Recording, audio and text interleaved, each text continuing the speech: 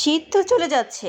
অনেকবার তো খেজুর পায়েস খাওয়া হলো, কিন্তু আপনাদের সাথে তো এখনও শেয়ার করা হয়নি। হ্যালো এভরিওয়ান, আসসালামু আলাইকুম। নিউ রেসিপি দেখার জন্য সবাইকে আমন্ত্রণ জানাচ্ছি।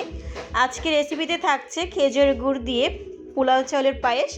আশা করছি বরাবর মতো আজকের রেসিপিটিও আপনাদের কাছে ভালো লাগবে। খেজুর পায়েস রান্নার জন্য আমি লিকুইড দুধ নিয়েছি 2 লিটার।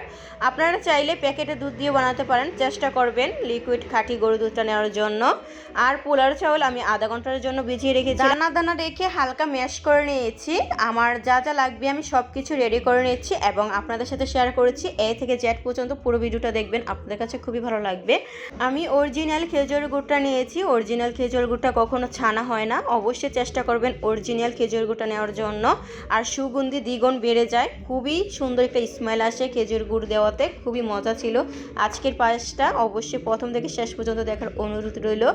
আমি পায়েস পাতা, এলাচ, দারচিনি, লবঙ্গ সব কিছু দিয়ে দুধ জাল করে নিয়েছি। অনবরত নেড়ে ছেড়ে জাল করে নিতে হবে, তাহলে দলা পেকে যেতে পারে। তো আমি অনবরত নেড়ে ছেড়ে দুধটাকে জাল করে নিচ্ছি। আর আমি দানা দানা রেখে পোলাও চাউলগুলো অ্যাড করে দিয়েছি।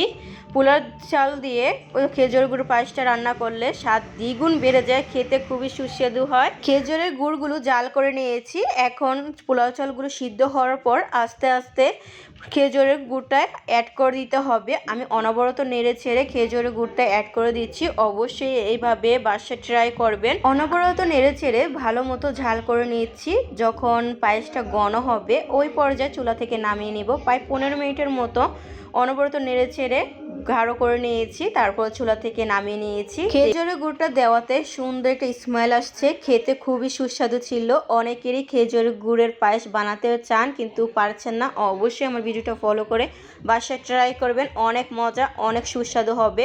বাসায় গেস্ট আসলে পরিবেশন করতে পারেন মজাদার পারফেক্ট খেজুরের গুড়ের পায়েস, উপরে কিশমিশ দিয়ে খুবই পছন্দ করে মজা করে খাবে। আজকের রেসিপিটি এখানে শেষ করেছি। সবাই ভালো থাকবেন, সুস্থ থাকবেন। আল্লাহ হাফেজ, টাটা।